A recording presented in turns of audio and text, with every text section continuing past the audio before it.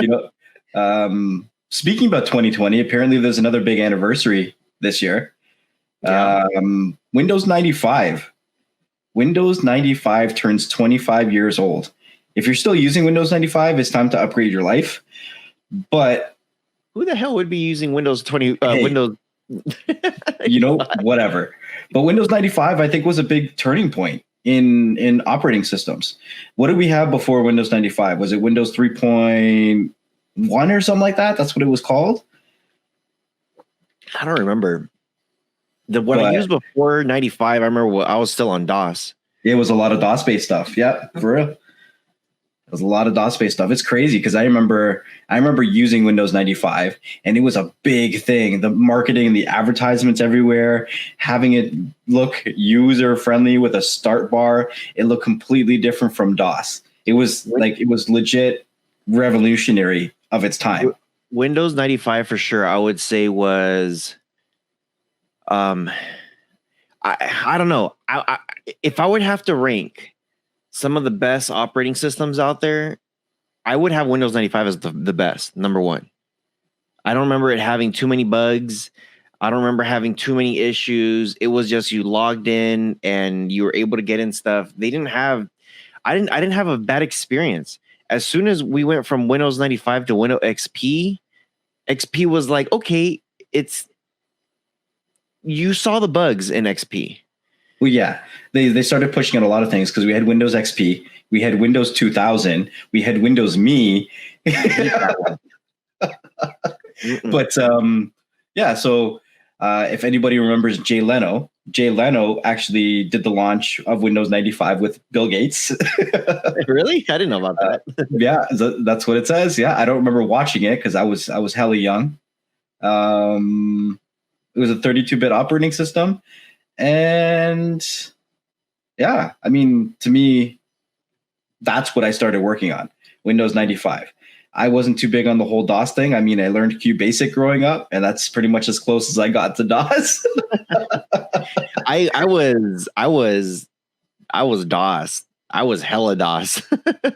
I was using that so much, and when it got to, so I had one of my. So I know we had a story about when I bought my first computer. Yeah. And I had the Compaq Presario. I had the Windows 95. That wasn't my first computer, though. I actually had back in, I want to say it was like 89, maybe 90. The school was giving away computers. And, they had the floppy disks. You had the turn on, to turn on the computer, it had a switch.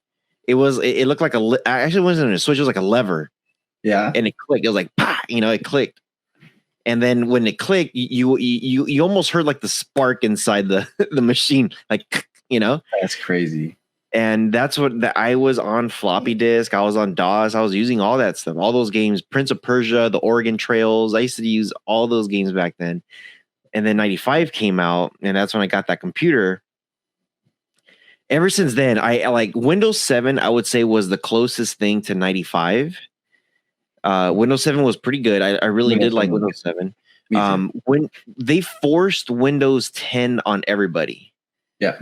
I hated Windows 10 when it first came out. I'm like, dude, why are we going backwards? Why is there so many issues? And then when I built this new computer, I've noticed that Windows 10 had a grip ton of updates from conception. So now I'm okay with Windows 10.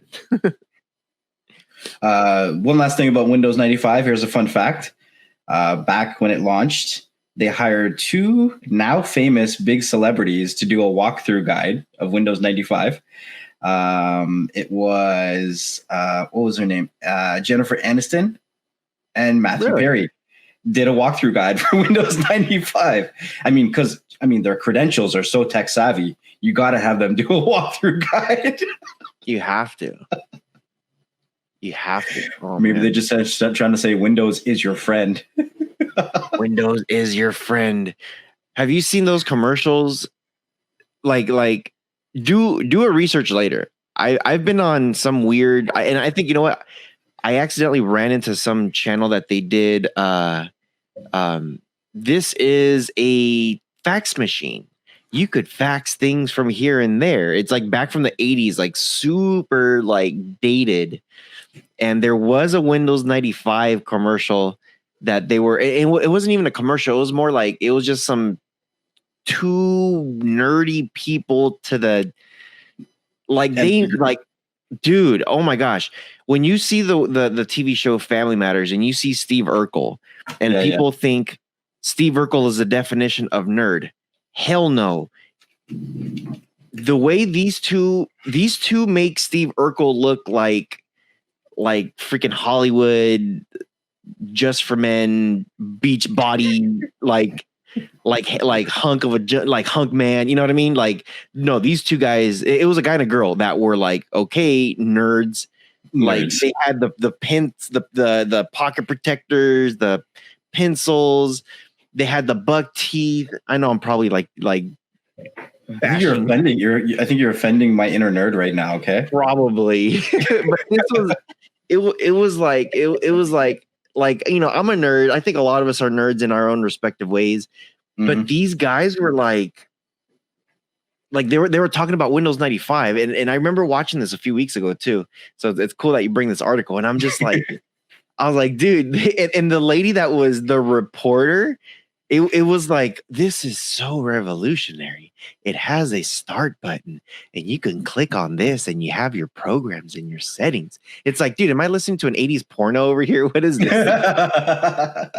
It's like, tell me more, please.